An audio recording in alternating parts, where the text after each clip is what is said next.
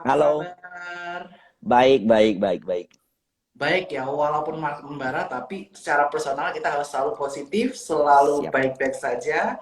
Dan tentu saja kita harus menyiapkan strategi di kondisi market yang volatile seperti saat ini. Mungkin Bung Michael ya bisa cerita sedikit nggak? Ini banyak yang panik nih, DM waktu Hmm, lebaran kemarin. Waduh, hmm, Dow Jones turun dalam nih sepanjang minggu hmm, pertama hmm, setelah lebaran. hmm. Kemudian ketika market buka setelah lebaran, langsung ambil 4% dan hari ini masih mengalami penurunan walaupun sudah membentuk atau ada rejection di area support kisar 6.700. Bagaimana pandangan Bu Michael mengenai penurunan IHSG yang terjadi 2 hari ini? Silahkan. Oh, oke. Jadi mungkin kalau kita bicara penyebab dulu ya. Jadi sebenarnya kalau kita bicara penyebab tuh nggak afdol. Kenapa? Karena apapun harga kalau udah turun, ya turun gitu. Kita nggak boleh ada cari pembenaran kalau ini turun karena ini, turun karena ini. Tapi overall ya memang kepanikan terhadap stocks market itu terjadi karena inflasi yang ada di Amerika itu nggak terkendali. Terakhir itu berada di angka 8,5%. Dan ini besok jam 7.30 malam, hari Rabu jam 7.30 waktu Indonesia.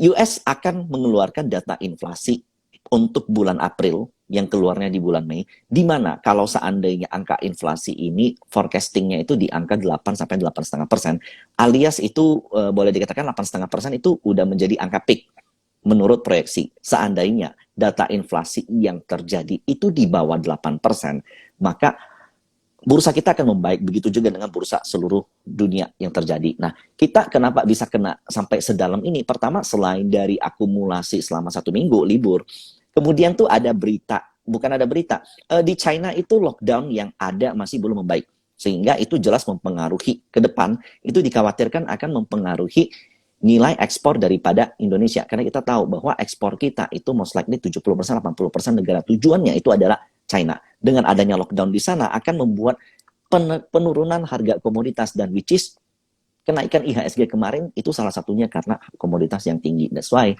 untuk saat ini market memang sedang dalam tekanan yang cukup besar.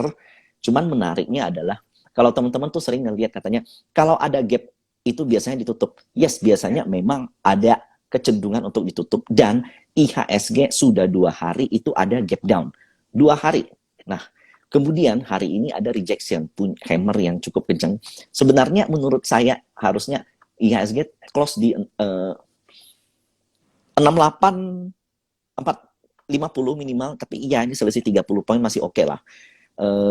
Menurut saya ini besok, apalagi Dow Futures itu hari ini open dengan cukup baik, rally 200 poin udah rally. Jadi menurut saya besok ini ada kesempatan untuk sell on strength.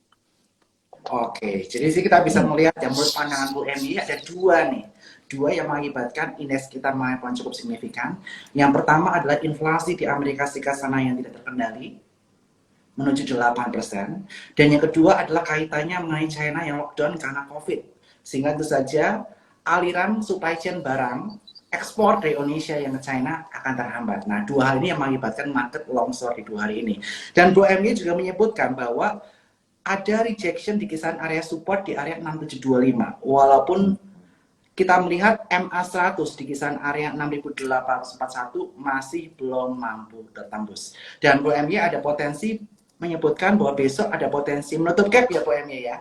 Sehingga memanfaatkan untuk aktivitas sell on strength. Nah, Bro ini menyebutkan aktivitas sell on strength. Berarti Bro MY ini masih ada perkiraan bahwa indeks kita masih bisa turun lebih dalam lagi, Bro. Silakan.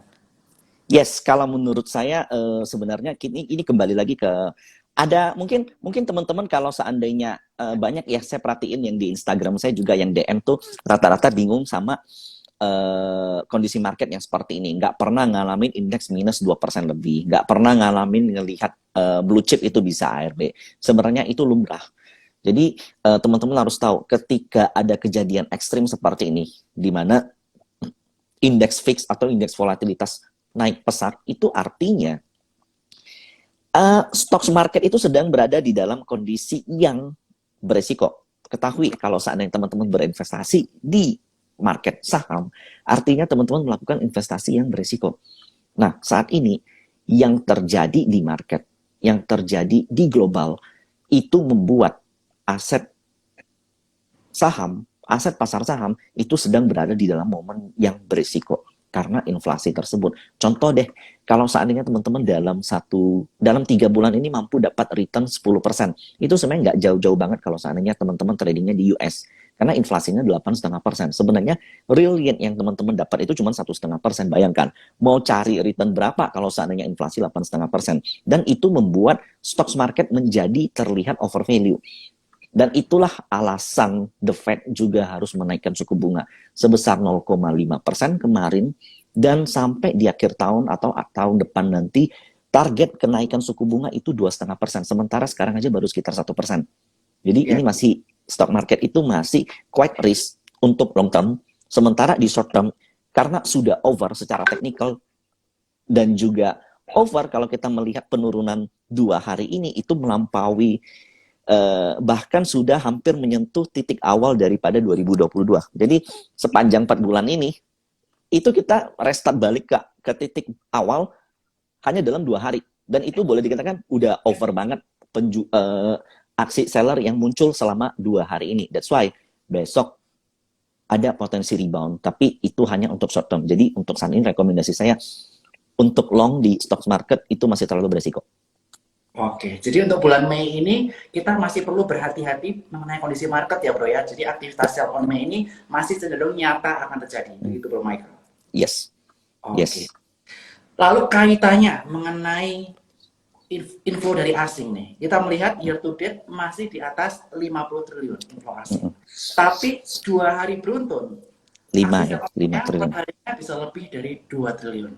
Nah, apa yang perlu kita perhatikan mengenai hal ini? Kenapa asing yang awalnya akumulasi tiada henti sampai sebelum lebaran, 2 hari beruntun jualan? Kira-kira mengapa nih? Oke, mungkin kalau di opini saya, pertama, foreign itu juga merasa bahwa kenaikan Fed rate sebesar 0,5% itu di luar ekspektasi, itu satu. Meskipun sebenarnya itu memang sudah inline terhadap forecasting. Makanya sebenarnya penurunan kita itu lebay, boleh dikatakan lebay.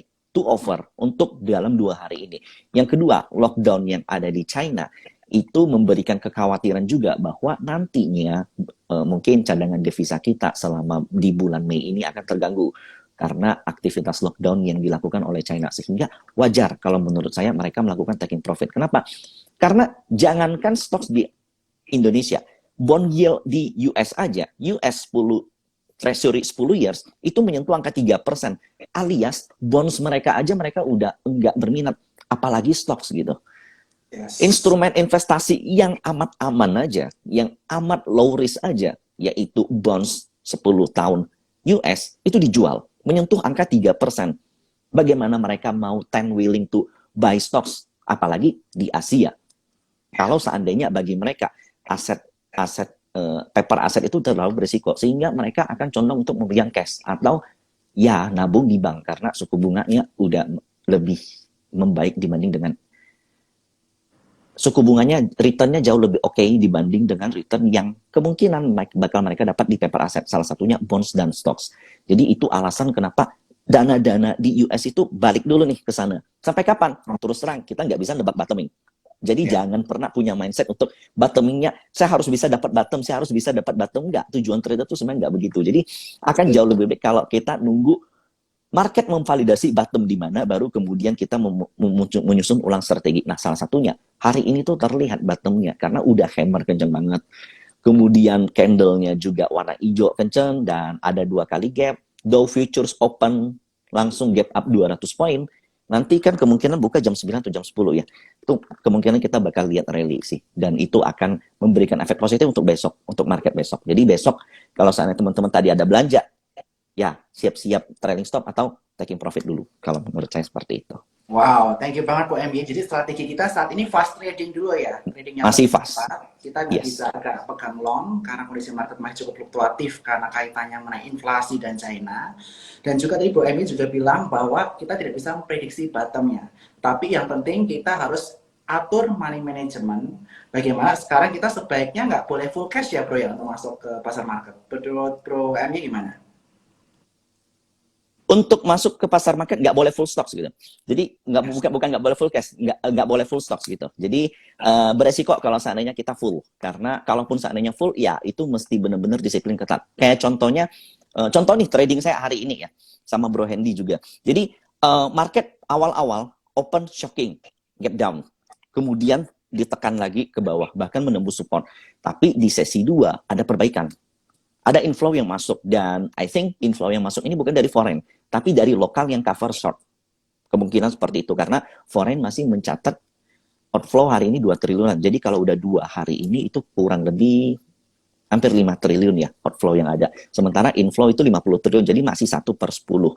Nah, di sesi kedua, saya banyak trigger buy. Saya beli big banks, kemudian saya beli beberapa saham komoditas. Nah, kemungkinan nanti besok di sesi 2, saya bakal sell all strength karena menurut saya kondisi market masih belum terlalu baik. Jadi untuk sementara memang akan jauh lebih baik fast trading dibanding untuk full kemudian di hold gitu. Kalau perusahaannya full ya mesti fast gitu. Harus punya spare cash karena kita nggak tahu bottoming market sampai mana. Tapi menariknya MA 200 market itu ada di 6.600. Karena MA 200 itu biasanya selalu menjadi acuan dari foreign untuk melakukan trigger buy. Kalau teman-teman perhatiin ya, semenjak tahun 2020 November sampai saat ini, IHSG selalu rebound di MA 200. Dan kalau seandainya ada penurunan lagi sampai 6.600, ada potensi IHSG rebound. Dan itu tadi itu hampir kena 6.600. Kalau seandainya teman-teman punya teman foreign, investor, atau fund manager, coba nanya deh. Mereka biasanya pakai MA 200 daily. Oke. Jadi intinya saat ini kita jagain dulu di MA 200 daily di kisaran 6.600 sebagai supportnya yang perlu diperhatikan teman-teman untuk spekulatif buy. Kemudian nanti bisa lakukan sell on strength untuk fast trade. Tetapi jika jebol, teman-teman harus disiplin stop loss karena kita masih belum tahu bottomnya. Begitu ya Pak Emil kesimpulannya? Yes, betul. Oke. Nah, saat ini kita akan kembali nih ke pertanyaan yang lebih seru nih yang ditunggu-tunggu oleh para cuan traders. Itu kaitan mengenai topik apa sih yang menarik untuk kita tradingin di kondisi market IHSG yang gonjang-ganjing. Trading blue chip kah? Trading komoditi kah? Perban kah? Atau sektor apa? Silakan Pak Emil. Oke. Kalau kita bicara sektor ya, pemenang dari ketika krisis ini udah lewat, of course menurut saya satu, tetap big banks. Kenapa? Karena foreign flow kalau kita perhatiin dari awal tahun sampai saat ini, di level sekarang aja, coba perhatiin. Kemarin kan ketika LKBMRI keluar, itu nilainya 72% year on year. Ya. Itu inflow di BMRI. Itu foreign sebesar 1 triliun dalam 1 hari. Itu kan which is, itu very big ya bro ya. Itu berada di average kurang lebih 8.800. Kurang lebih 8.800. Pucuk pokoknya foreign beli. Sampai gap up. Kemudian per hari ini dia gap down 2 kali. Kalau teman-teman lihat selama 2 hari ini, foreign outflow itu kalau nggak salah di kisaran 300 miliar kalau nggak salah. Jadi kita hitung-hitung aja secara logika, mereka beli di 8.800, 1 triliun. Mereka kemudian jual saat ini 8.100, itu total perlu dana 300 miliar. Nah, that's why kalau kita perhatiin, kita hitung VWAP, rata-rata hampir semua big banks, blue chip, di average foreign itu masih di atas. Oke.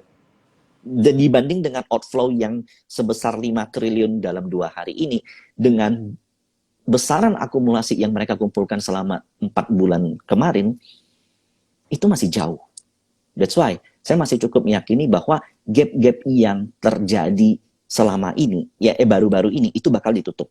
Terutama BMRI hari ini ada gap down, kemudian closing lumayan oke di atas. Nah, besok itu kan gap down-nya itu ada di angka 8.325 ya, which is besok itu most likely kena, most likely ketutup, dan begitu juga gap-gap yang lain. Jadi kalau saya bicara sektor untuk saat ini memang cukup agresif. Kenapa kontrarian? Karena kan big banks yang paling banyak dibuang. Karena begitu dia nanti recover, itu yang paling duluan.